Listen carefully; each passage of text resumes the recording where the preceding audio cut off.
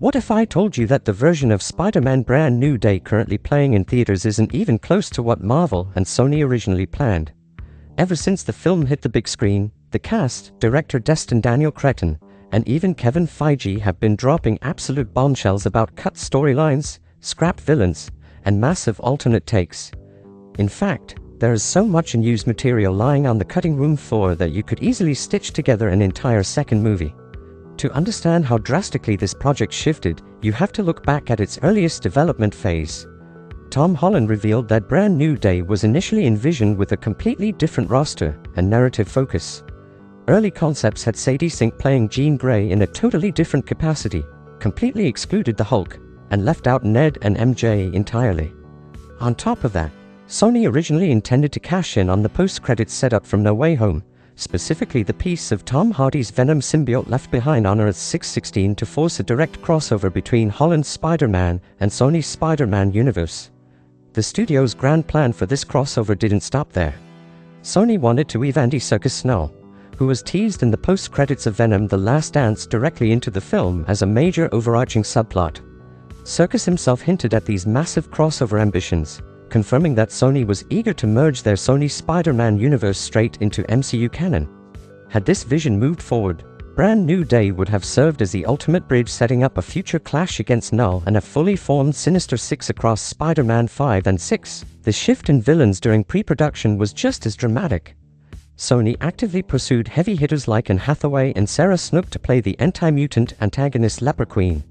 In comic lore, Leper Queen develops a bitter hatred for mutantkind after her own daughter's power manifests, burning down her home and taking her life in the process. The plan was for her to replace William Stryker's role as a grounded threat, while Jean Grey would serve as a tragic misdirection, framed as the main antagonist when she was actually the victim.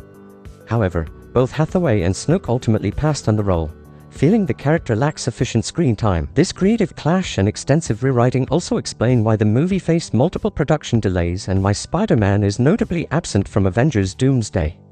Originally, Brand New Day was scheduled to release after Doomsday, with storylines taking place concurrently to explain Peter's absence during the Avengers crisis. But when production schedules shifted and both projects ended up filming simultaneously, logistical hurdles made it impossible for Tom Holland to shoot both. Instead, Marvel opted to save Spider-Man's grand return for Avengers: Secret Wars, keeping his focus entirely local for this standalone entry. Even with the street-level pivot, several mind-blowing concepts were left out of the final cut. Early concept art and leaked-out books confirmed that an aggressive, monstrous Grey Hulk was supposed to appear alongside Peter. Unlike the calm, smart Hulk we've grown accustomed to, this version would have tapped into classic, unstoppable rage while maintaining massive physical proportions. On top of that, Rosario Dawson actually filmed scenes reviving her role as Claire Temple from Netflix's The Defenders. She was meant to appear as a nurse treating Peter in a hospital after the Punisher brought him in, marking the first canonical meeting between Punisher and Claire. Ultimately, directors felt adding references to Daredevil Born Again Season 2 made the narrative too cluttered, leading to her scene being cut just before the final edit. The opening sequence of the movie was also trimmed down significantly. While we got a montage of Spidey stopping lower-tier crooks paying homage to classic comic book covers, a much larger action sequence was shot featuring Spider-Man single-handedly battling multiple villains at once. Actor Billy Clements, who plays Ramrod, and director Daniel Cretton both expressed disappointment over having to cut down this villain team-up brawl due to pacing issues. Other trimmed moments include a light-hearted trailer scene where Spidey visits a children's hospital to help kids overcome fear of needles, as well as expanded scenes for Tombstone, who was ultimately kept in the background to save him for a much bigger role in future sequels.